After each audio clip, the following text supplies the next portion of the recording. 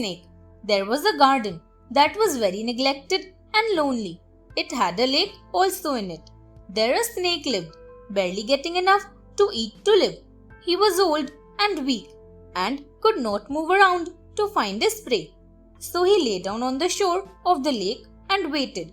One day a frog saw him there and asked out of curiosity, "Why do you keep lying here? I don't see you hunting for food." "There is nothing anyone can do for me, my friend," said the cunning snake. "I am suffering because of the evil deeds I committed earlier in my life." "Why? What were those deeds?" asked the little frog. "Never mind, just leave me to my fate," said the snake. But the little frog was very persistent and kept asking him till finally, acting as if he had been very reluctant, the snake told a story. The Brahmin curses the snake.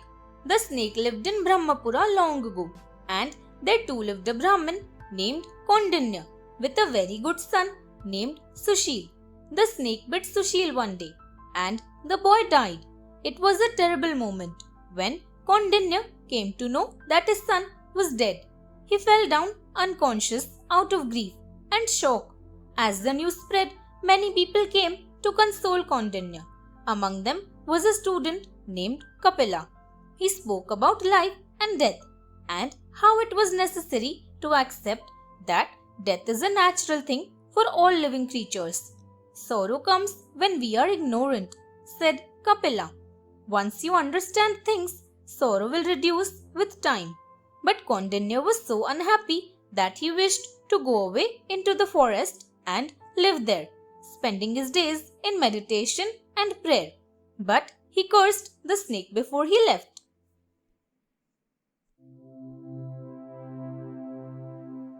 The Snake and the Frogs.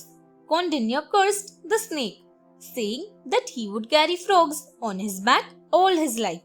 The little frog heard the story of the snake, and later he went to his king and told him all about it. The king of the frogs wanted to see the truth of this, so he visited the snake the next day and asked him to carry him on his back. The snake took him on his back and carried him around all over the place. The next day, the snake was slow and sluggish. He could not move easily. "What happened to you?" asked the frog king. "Oh, sir," sighed the snake, "I have nothing to eat, so I am exhausted. How can I move fast?"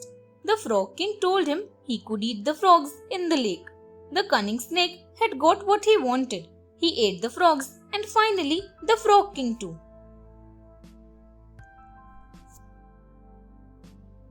The Stubborn King. Meghavarna completed the story and smiled, saying, "So you see, sir, when there is a motive to gain something, you can carry the enemy on your back too. That was why I made friends with the Swan King." Durdarshi told the king not to get influenced by the stories Meghavarna was telling. "That is all in the past, sir," he advised the king. "Let us look at the future and make friends with King Silver Plume. He is a worthy ally to have." But King Jewel Plume was so full of the pride of his victory that he would not listen to his wise minister.